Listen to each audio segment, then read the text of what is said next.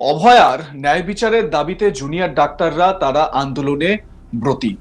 আন্দোলন করেছেন, বেশ কিছু দাবি দেওয়া যেগুলো রাজ্য সরকারের থেকে বা মুখ্যমন্ত্রীর থেকে তারা হাসিল করেছেন।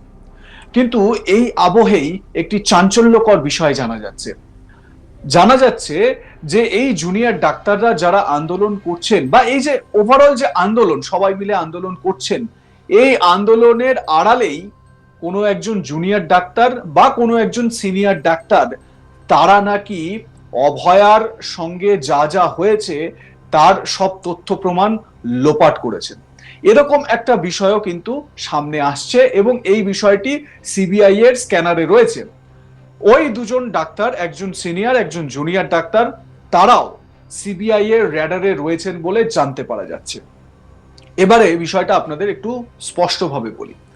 দুর্নীতির অপর নাম যেন সন্দীপ ঘোষ। এই মুহূর্তে তদন্ত যত এগোচ্ছে তত জানা যাচ্ছে সন্দীপ ঘোষের দুর্নীতির জাল ঠিক কতদূর পর্যন্ত বিস্তৃত। তবে তার বিরুদ্ধে যেসব দুর্নীতির অভিযোগ উঠছে সেক্ষেত্রে সন্দীপ ঘোষ একা তো এত কিছু করতে পারবে না, সেটা তদন্তকারী আধিকারিকদের কাছে এই মুহূর্তে কিছুটা হলেও স্পষ্ট। তাই এখন সন্দীপ ঘোষ ঘনিষ্ঠ কিছু সিনিয়র এবং জুনিয়র ডাক্তাররা রয়েছেন সিবিআই এর র্যাডারে। এক্ষেত্রে অভিক দে, বিরূপাক্ষ বিশ্বাস, রঞ্জিত সাহা, এদের এদের নাম তো আপনারা ঘটনার শুরু থেকেই জানতে পেরেছেন। এবার প্রশ্ন হলো, নতুন করে কি সিবিআই এর স্ক্যানারে অন্য কোনো ডাক্তার? সন্দীপ ঘোষ ঘনিষ্ঠ কয়েকজন ডাক্তারের গতিবিধিতে মূলত নজর রয়েছে তদন্তকারী আধিকারিকদের। সন্দীপ ঘোষের বিরুদ্ধে অভয়াকাণ্ডে তথ্য প্রমাণ লোপাটের অভিযোগ উঠেছে, যার জন্য তিনি গ্রেপ্তারও হয়েছেন। এবার এই সন্দীপ ঘোষ ঘনিষ্ঠ ডাক্তারদের ভূমিকা খতিয়ে দেখা হচ্ছে। মনে করা হচ্ছে তারাও তথ্য প্রমাণ লোপাটে যুক্ত থাকতে পারেন। এই মুহূর্তে দাঁড়িয়ে 8 তারিখ যারা ডিউটিতে ছিলেন, অর্থাৎ ডাক্তার, নার্স, সিকিউরিটি গার্ড, কেউই সন্দেহের বাইরে নন। সবাইকেই জিজ্ঞাসাবাদ করছেন তদন্তকারী অফিসাররা। তদন্তকারীরা বলছেন অভয়ার কয়েকজন ইতিমধ্যেই অভয়াকাণ্ডের এই যে তদন্ত, সেই তদন্তে ইতিমধ্যেই কয়েকজনকে জিজ্ঞাসাবাদ করেছেন তদন্তকারী আধিকারিকরা। সেখান থেকেই জানা গেছে যে সন্দীপ ঘনিষ্ঠ কয়েকজন ডাক্তারের কথা, যারা এই তথ্য প্রমাণ লোপাটের সঙ্গে জড়িত থাকলেও থাকতে পারেন। আমার দুই সহকর্মী ইন্দিরা এবং রাজেশ এ বিষয়ে বিস্তৃত আলোচনা করেছেন, শোনাবো সেই আলোচনা। সিবিআইয়ের তদন্তের আতশকাচের তলায় এই মুহূর্তে বেশ কয়েকজন জুনিয়র চিকিৎসক রয়েছেন, যাদের মধ্যে অধিকাংশ সন্দীপ ঘোষ ঘনিষ্ঠ বলে চিকিৎসক মহলে পরিচিত। এবং তারা কেন সিবিআইয়ের এই মুহূর্তে তদন্তের আওতায় তারা এসেছে, তার কারণ তারা 9 আগস্ট আরজি কর হাসপাতালে সেমিনার হলে দেহ উদ্ধারের পর অনেক আগেই পৌঁছে গিয়েছিলেন, এমনকি সন্দীপ ঘোষ যাওয়ার আগেই পৌঁছে গেছিলেন। অর্থাৎ সেদিন সকালবেলা দেহ উদ্ধারের পর যারা ভিড় জমিয়েছিলেন সেই হাসপাতালে এবং আরজি কর হাসপাতালে সেই সেমিনার হলে, তার মধ্যে একটা বড় অংশ কিন্তু সন্দীপ ঘোষ ঘনিষ্ঠ জুনিয়র চিকিৎসকরাও ছিলেন, যাদের ভূমিকা কিন্তু খুব একটা হালকাভাবে নিতে চাইছে না সিবিআই। তাদের কোনো ইন্ধন আছে কিনা, কোনো এর মধ্যে ইনভলভমেন্ট আছে কিনা সেটা এখনো স্পষ্ট নয়। কিন্তু সিবিআই তাদের ভূমিকা খতিয়ে দেখছে, তারা কি জন্য গিয়েছিল সেমিনার হলে, তারা পৌঁছে গিয়েছিল।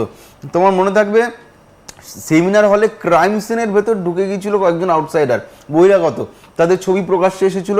সেখানে কলকাতা পুলিশ দাবি করেছিল তারা ফিঙ্গারপ্রিন্ট এক্সপার্ট, কিন্তু ইন্ডিয়ান মেডিকেল অ্যাসোসিয়েশন জানিয়েছিল যে তার লাল জামা পরা সেই ব্যক্তির নাম ডক্টর অভিক দে, তিনি এসএসকেএম হাসপাতালের পিজিটি, তিনি পৌঁছে গিয়েছিলেন। তিনি কিন্তু ফিঙ্গারপ্রিন্ট এক্সপার্ট নন, তিনি এসএসকেএম হাসপাতালের পিজিটি। এবং এই চিকিৎসক মহলে অত্যন্ত ক্ষমতাবান একজন জুনিয়র ডাক্তার, যার ক্ষমতা রয়েছে তার অধ্যাপককেও বদলি করে দেওয়ার, এবং তিনি উত্তরবঙ্গ লবির অত্যন্ত ঘনিষ্ঠ বলে পরিচিত, এবং অবশ্যই সন্দীপ ঘোষের অত্যন্ত ক্লোজ একজন জুনিয়র ডক্টর। সন্দীপ ঘোষের সাথে একাধিক ছবিও বেরিয়েছে। এখন প্রশ্ন হচ্ছে, সেই অভিক দে তিনি আরজি কর হাসপাতালের সেমিনার হলের ভেতরে গিয়েছিলেন কেন? দেখো, তিনি যে গিয়েছিলেন এই দাবি কোনো বিরোধী দল করেনি, আইএমএ করেছে, ইন্ডিয়ান মেডিকেল অ্যাসোসিয়েশন। তারপর আইএমএ কে কোনো এফআইআর করা হয়নি, তাদের কাউকে ডেকে পাঠানো হয়নি, বা ফেক নিউজ ছড়ানোর জন্য কোনো রকম তাদের বিরুদ্ধে মামলা হয়নি। ফলে আমরা অনুমান করে নিতে পারি তাদের এই দাবি সত্যি। এখন অভিক দে তারপর থেকে পুরো স্পিকটি নট হয়ে গিয়েছে, তিনি অধরা হয়ে গেছেন। আমরা তাকে অজস্রবার ফোন করেছি, আমি তাকে নিজে ফোন করেছি, কিন্তু অভিক দে কোনো আননোন নাম্বার থেকে কোনো ফোন ধরছেন না। আমরা অন্য নাম্বার থেকে ফোন করেছি, অভিজ্ঞদের কোনো ফোন ধরছেন না। এখন তাহলে প্রশ্ন হচ্ছে, অভিজ্ঞদের অন্তরালে যাওয়ার কারণ কি? তাহলে কি তিনি সেই ক্রাইম সিনে কোনো উদ্দেশ্য নিয়ে গিয়েছিলেন?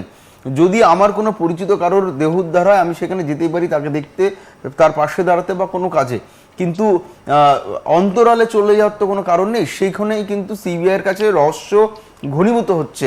এবং তার কি ফোনে সেই সময় কার সঙ্গে কথা বলেছিলেন, সেই রকম কোনো আপডেট কি এখনো পর্যন্ত উঠে আসছে, যে কোনো তথ্য প্রমাণ কাউকে তিনি দিচ্ছিলেন বা এরকম কোনো আপডেট কি আসছে? দেখো, ওখানে থাকা জুনিয়র ডাক্তারদের বেশ কয়েকজনের সাথে কিন্তু সন্দীপ ঘোষের কথোপকথন হয়েছিল, সন্দীপ ঘোষের সাথে ফোনে কথা হয়েছিল। এবং সিবিআই এই মুহূর্তে এটা খতিয়ে দেখছে, যে প্রশ্নটা তুমি করলে তার উত্তর এটাই হবে, সিবিআই কিন্তু ওইখানে উপস্থিত থাকা সমস্ত জুনিয়র ডাক্তারদের সিডিআর যাচাই করছে। সিডিআর মানে কল ডিটেলস রেকর্ড। সেই কল ডিটেলস রেকর্ড কিন্তু প্রত্যেকটা সার্ভিস প্রোভাইডারের থেকে সিবিআই আগে হাতে পেয়েছে, এবং তাদের কল ডিটেলস রেকর্ড এই মুহূর্তে দেখা হচ্ছে যে এই ডাক্তারগুলি তার আগের দিন কাদের ফোন করেছিল এবং পরদিন সকালে কাদের সাথে কথা হয়, এবং তারপরেও আগামী 7 দিন বা পরবর্তী 7 দিন কাদের সাথে কথোপকথন হয়েছিল। এবং সন্দীপ ঘোষের সাথে কিন্তু বেশ কয়েকবার কথা হয়েছিল। এবার দেখো, এটা খুব স্বাভাবিক হতে পারে, অস্বাভাবিক হতে পারে। সন্দীপ ঘোষ ঘনিষ্ঠ ডাক্তার ছিলেন তারা, সন্দীপ ঘোষের সাথে কথাবার্তা হবে, এটাই স্বাভাবিক। যেরকম ওসি টালার সঙ্গে প্রিন্সিপালের কথোপকথন যেরকম স্বাভাবিক, তাদের সাথে কথোপকথন স্বাভাবিক হতে পারে, আবার অস্বাভাবিক হতে পারে। সেটাই তদন্ত করে দেখা সিবিআই কাজ। এই মুহূর্তে সিবিআই সেটাই তদন্ত করছে, প্রত্যেকের সিডিআর দেখা হচ্ছে। এবং পাশাপাশি তারা সব থেকে যেটা প্রশ্ন, যে প্রশ্নটা সিবিআই এই মুহূর্তে সিবিআইকে ভাবাচ্ছে, সে তারা কি নেহাতি ঘটনার খবর পেয়ে গিয়েছিলেন, নাকি কোনো উদ্দেশ্য প্রণীত হয়ে তারা গিয়েছিলেন? কারণ ডক্টর রাজেশ, কজন এইখানে পৌঁছেছিলেন, কজন? কারণ যে আপডেট আমরা পাচ্ছি যে বেশ কয়েকজন, সেই সংখ্যাটা কতজন? তারা কি সবাই আরজি করেন, নাকি অন্য কোনো মেডিকেল কলেজেরও? সন্দীপ ঘনিষ্ঠ বলে সেখানে গিয়েছেন। সন্দীপ ঘনিষ্ঠ চিকিৎসক কিন্তু সারা রাজ্যে ছড়িয়ে ছিটিয়ে রয়েছেন। ডক্টর বিরূপাক্ষ বিশ্বাসের সাথে আরজি করে কোনো সম্পর্ক নেই। তিনি বর্ধমান মেডিকেল কলেজে চিকিৎসক ছিলেন, এই মুহূর্তে তার সেই পদ আর নেই, তিনি বর্ধমান মেডিকেল কলেজের চিকিৎসক ছিলেন। অভিজ্ঞদের সঙ্গেও আরজি করের কোনো সম্পর্ক নেই, তিনি এসএসকেএম হাসপাতালে চিকিৎসক ছিলেন।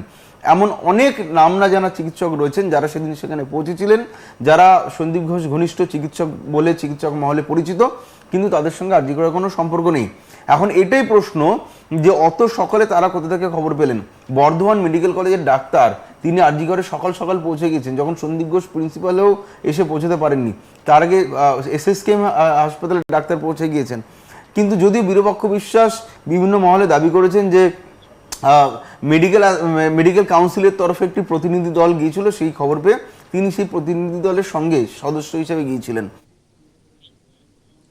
আপনারা আপনাদের মতামত জানাতে থাকুন, দেখতে থাকুন আজ তাক বাংলা।